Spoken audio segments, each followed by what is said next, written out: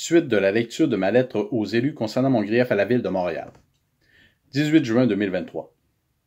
Mais peut-être me direz-vous que si le grief tarde à se résoudre, c'est parce qu'il évoque un contrôle de la dotation de sorte que si tu ne couches pas ou ne pactises pas avec les contrôleurs du système, eh bien tes chances d'avancement seront plutôt minces malgré le besoin.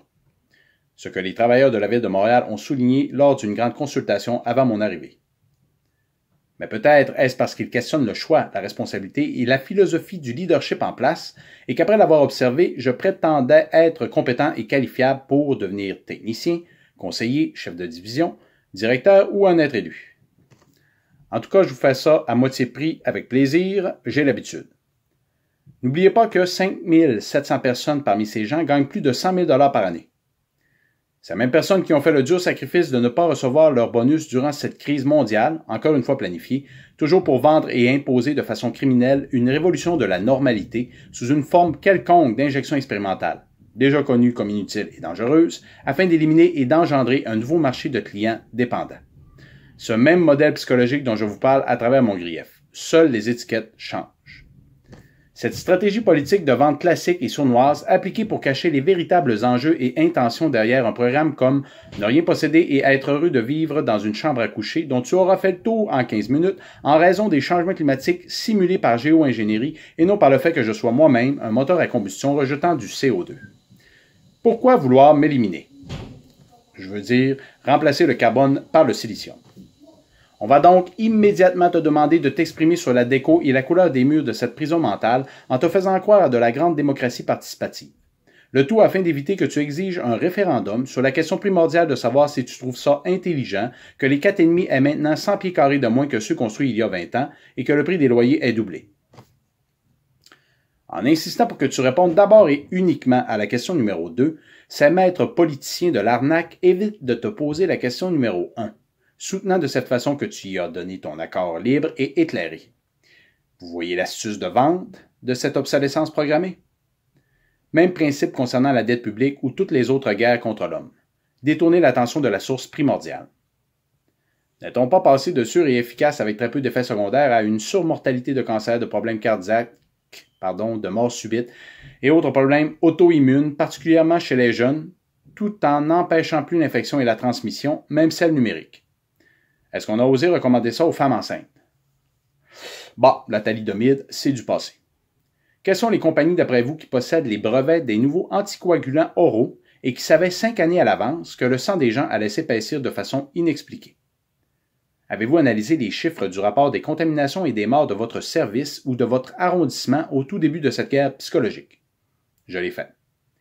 N'est-ce pas les travailleurs confinés à la maison qui étaient les plus touchés par cette grippe modifiée génétiquement en laboratoire? Beaucoup de tests négatifs au début cependant. Dites-moi, à quoi sert principalement le marketing d'après vous? À manipuler l'esprit des gens pour qu'ils achètent. Parlant de l'art du marketing, imaginez-vous donc que, durant la crise, on a essayé de faire croire aux autres travailleurs de la Ville de Montréal que, vu leur dur sacrifice fait par les gestionnaires concernant leur bonus, que ces derniers méritaient en guise de compensation une banque de congés payés supplémentaire. Donc de travailler moins pour obtenir le même salaire de base. L'art de donner l'exemple. Surtout pas l'art mafieux d'acheter le silence. N'oubliez pas que je m'occupais de la paix à l'arrondissement, j'ai donc bel et bien observé, entre autres choses, cette grande dichotomie dans le sacrifice demandé chez les différents travailleurs durant cette période. Je me demande bien à ce chapitre ce qui s'est passé dans les hôpitaux et qui sont ceux qui ont le plus souffert de l'allocation de primes. Savez-vous ce que la loi du karma signifie? Qu'un jour ou l'autre, il faudra rendre les comptes. Non, en fait, vous l'aurez évidemment deviné, le problème avec la résolution de ce grief réside justement dans ses conséquences politiques, car il corrobore un historique connu d'un fonctionnement que certains, sinon une majorité, veulent cacher pour ne pas avouer notre passé achetable et corruptible à tous. Ce n'est pas plus compliqué que ça. Et pour peu que l'on sorte notre tête d'entre nos deux fesses, il est facile de constater qu'il s'inscrit dans cette cohérence des révélations qui s'actualisent un peu partout sur la planète pour exposer les magouilles et les absurdités de ce monde et la responsabilité qui individuellement nous échoit d'y participer ou non, même dans notre travail. Prenons un petit exemple simple venant de l'étranger.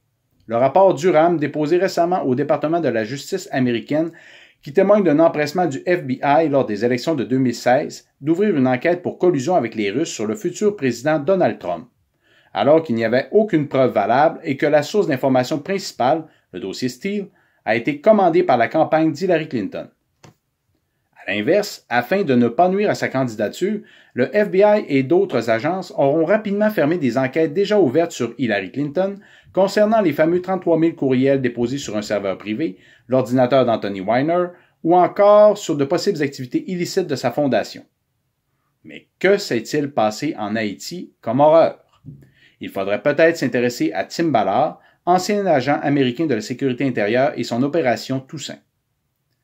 Que dire ensuite de cette interférence dans les élections américaines de 2020 par 50 agents du renseignement national qui auront par lettre affirmé que l'ordinateur portable d'Hunter Biden, fils de l'actuel résident de la Maison-Blanche, était une invention et de l'ingérence russe. C'est étrange ce conditionnement à ne plus aimer les Russes, comme pendant la guerre froide. Pratique cependant si l'on veut justifier une guerre par procuration contre eux. Finalement, l'ordinateur va s'avérer être bien réel en lien avec des allégations d'activités illicites de trafic sexuel humain, de pédophilie, de blanchiment d'argent, de biolaboratoire et d'ingérence étrangère impliquant Joe Biden et sa famille.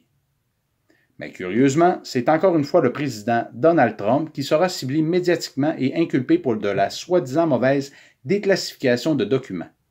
J'imagine lié à de l'espionnage russe.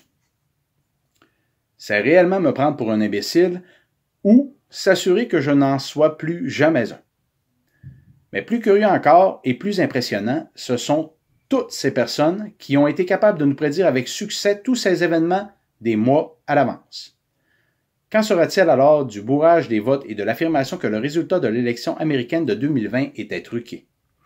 Qu'en sera-t-il alors du coup d'État fabriqué de toutes pièces derrière l'insurrection du 6 janvier au Capitole?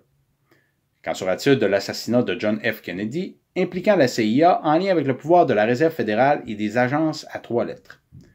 Qu'en sera-t-il de ces grandes banques qui protègent les criminels reliés au trafic sexuel d'enfants et l'invasion fiscale? Une simple amende de 290 millions pour J.P. Morgan pour avoir profité des affaires de Jeffrey Epstein et le tour est joué? Et le Wall Street Journal qui admet maintenant l'utilisation du code PITSA et les réseaux de pédophiles? Qu'en sera-t-il de la marchandisation de la santé par le complexe militaro-industriel pour créer et entretenir les maladies? Réalisez-vous ce qu'implique le fait d'avoir empêché l'utilisation de l'ivermectine et de l'hydroxychloroquine? Qu'en sera-t-il de l'implication gouvernementale dans les réseaux sociaux en lien avec la surveillance et la censure de la liberté d'expression? Twitter a déjà chanté la langue des oiseaux. Qu'en sera-t-il de, etc., votre univers connu? Et si un tel niveau de corruption existe aux États-Unis en lien avec leurs politiciens, leurs médias, leur armée, leur système de justice à 2 vitesses, qu'en est-il ici? Croyez-vous sincèrement que nous sommes isolés au point de ne pas subir nous aussi les foudres et les feux planifiés d'un tel état profond? Si vous ne vous occupez pas du politique, le politique s'occupera de vous. Mais ne vous inquiétez pas, suffisamment de gens le savent maintenant et en parlent, car cet état profond, c'est aussi ce qui en nous ne veut pas être éclairé par notre propre lumière. En terminant, comment fait-on pour introduire des preuves légales dans un système tout croche qui les falsifie et qui vous annonce à l'avance ses intentions de le faire? Que doit faire l'alouette en colère de la chanson de Félix Leclerc? Je le sais pour moi-même, mais à vous de décider pour vous-même de l'utilité qu'aura eu votre réponse en ce sens. Cordialement et bien à vous, l'homme qui n'était rien.